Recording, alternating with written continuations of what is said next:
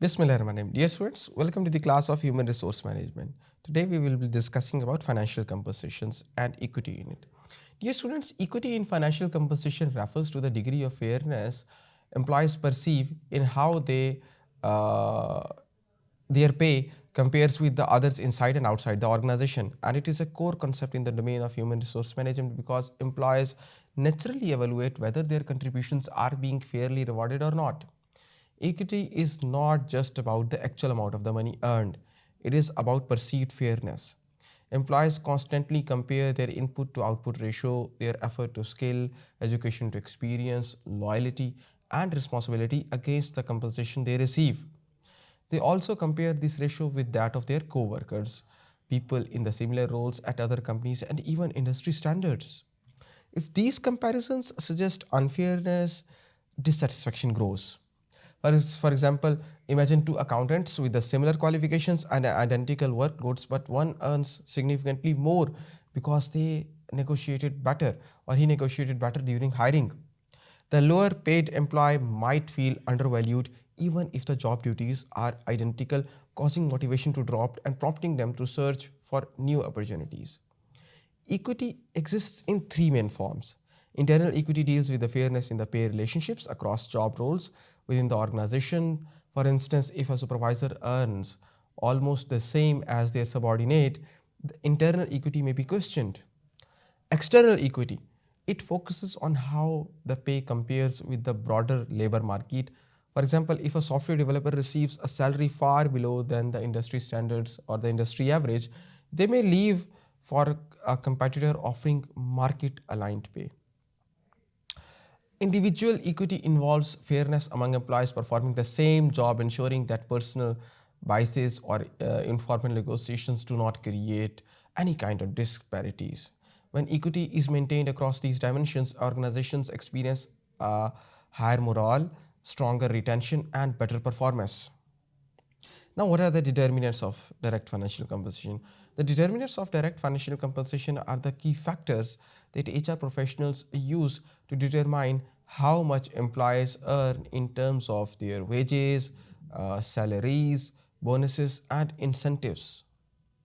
These determinants help organizations create compensation systems that are both fair and aligned with the strategic goals of the company. One major determinant is the labor market, which plays a powerful role in shaping pay levels because organizations compete for talent in a dynamic environment of supply and demand. When highly skilled workers are rare, such as data scientists or AI engineers, companies must offer significantly higher salaries to attract qualified candidates.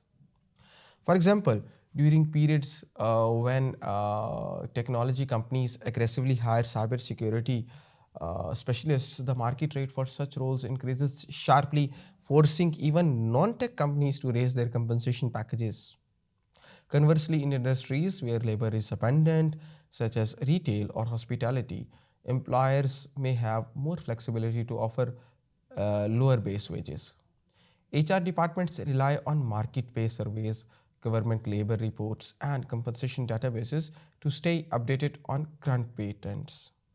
They also monitor competitors' compensation strategies to avoid losing talent due to uncompetitive pay. Economic conditions such as inflation or recession further influence labor market determinants as companies may adjust pay scales to maintain purchasing power or to manage financial pressures. Another major determinant of direct financial and compensation is the job itself. Every job has a different value to the organization based on the levels of responsibility, required knowledge, working conditions, and the consequence of errors. Job analysis provides detailed descriptions of the tasks, duties, and the responsibilities, while job evaluation determines the relative worth of each job. Now, this process ensures the internal equity by placing jobs into the pay grades based on compensable factors such as skill, effort, and responsibility, and working conditions as well. For example, a nurse in a critical care unit receives higher compensation than a nursing assistant because the role demands more expertise, carries high responsibility, and involves greater stress and risk.